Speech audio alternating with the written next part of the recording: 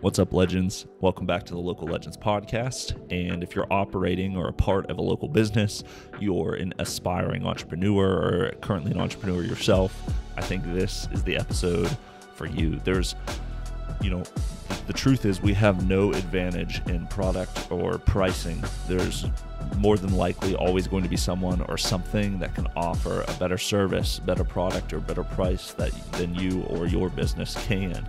And we've discussed before how we're no longer in a local-only, industrial, hierarchical, top-down economy or economy that relies on manufacturing. But now, as Brad Feld puts it, we're in a digital, networked, bottom-up economy. And that means with an internet connection and a little bit of imagination, we can create any kind of world or profitable business that we can dream of. But it also means that the competition has gotten thicker.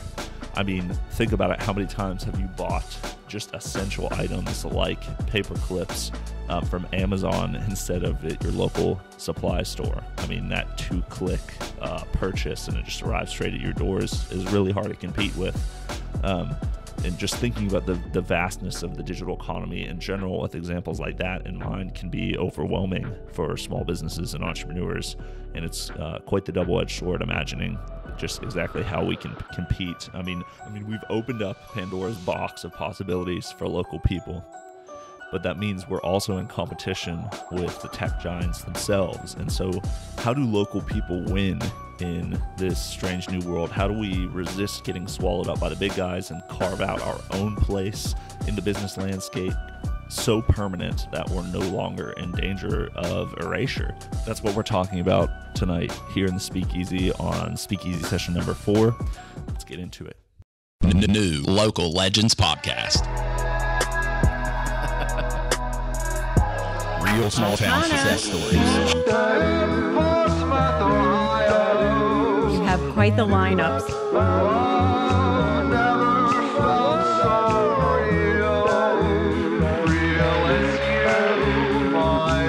We believe that if people know better, they can do better. When you kissed me by the river. Sponsored by Glockner Enterprises. As pies are made at Glockner Chevrolet.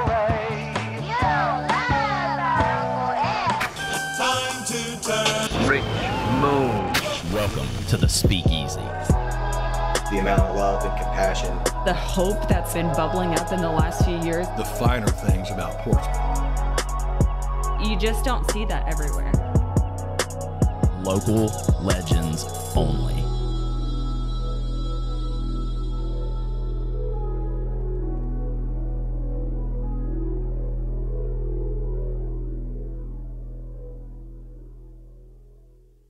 So I read some really fascinating research around startups in this book from Brad Feld called Startup Communities. And Brad is an American entrepreneur, author, blogger, and venture capitalist at Foundry Group in Boulder, Colorado, and had a lot of success there in that small city at the time.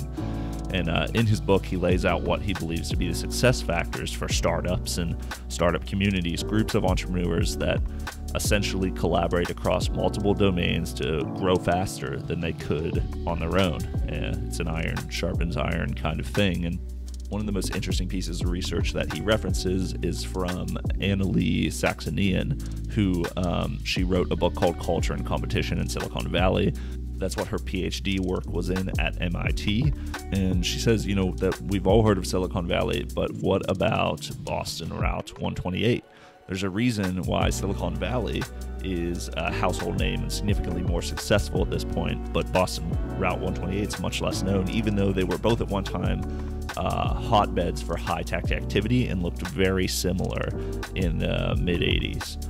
But just a decade later, Silicon Valley was far outpacing Route 128, and they even had what Saxenian describes as a dominant advantage over this other hot tech bed.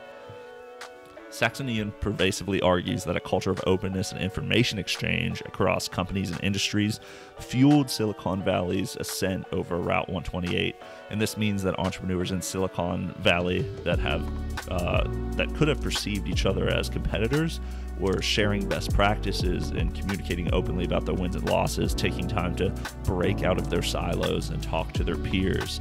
And contrast this with Route 28, whose companies were focused on being self-sufficient and tight-lipped about their tech advances and individual processes. They just weren't sharing as much across domains. So the benefits of collaboration seem obvious, and the world culture is overused, but to see this play out in a real-world example of a community like Silicon Valley that's infamous for, birthing Facebook and Apple and Google and Intel and Adobe, just to name a few, has some pretty serious implications. So if a culture of openness and information exchange across companies and industries is the key to a community like that succeeding exponentially, what kind of questions should we be asking ourselves here in our small rural river city? So do we take time to engage in meaningful conversations with the local professionals around us? Or are we working against ourselves because we're so tunnel vision focused on our own goal that we're kind of blocking out valuable input and collaboration that could lead to our projects being significantly more successful? Are we disqualifying the possibility of learning something from the people around us, or disqualifying specific people in general because we just don't think, or we're just assuming they don't have any value to offer?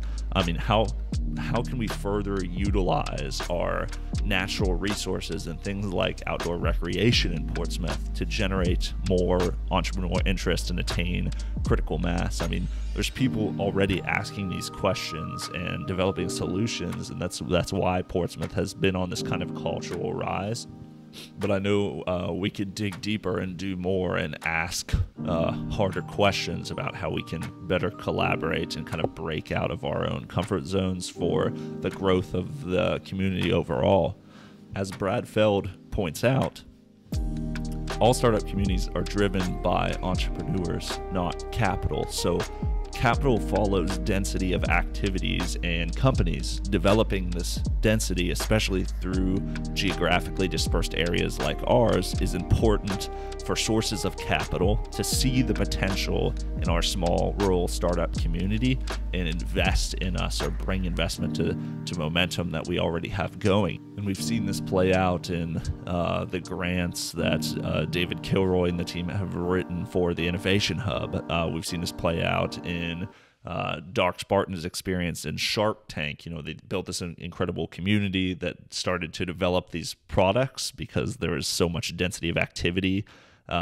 And then Robert Herjavec saw the opportunity, saw the legitimacy of what they were building, and then injected capital there. So those are just two examples. But what I'm saying is that the floor, or the ceiling, for our ability to collaborate and make even bigger things happen has not even been touched yet. We're still scratching the surface of the potential we have here in Portsmouth, Ohio, or any kind of rural community, just by crossing domains, collaborating, communicating openly, developing best practices, and openly sharing them without kind of that, that competitive, envious kind of attitude that prevents growth. Essentially, if we want more opportunities for more influxes of capital here, then we have to live and work together. It's bottom up now. There's not some big manufacturer that's going to come in and save us. We have to build something from the bottom up and continue to build things that we're passionate about from the bottom up. And then capital will find us as we develop density of activities and companies. And my point in all this is, obviously, individually, we don't have the density to make a difference. And I'm convinced that's the key to taking back the Comeback City and taking it to the next level. So let me know your thoughts in the comments, or just message me on Instagram. My profile link's in the description, @ComebackCityKid. and let's talk about what your ideas are. I'd love to hear how you think we can better collaborate together, what the opportunities in collaboration are, and how we can continue to accelerate our success just by having genuine conversations with each other, which is what the podcast is about, real-time success stories. And so thanks for listening. Until next time.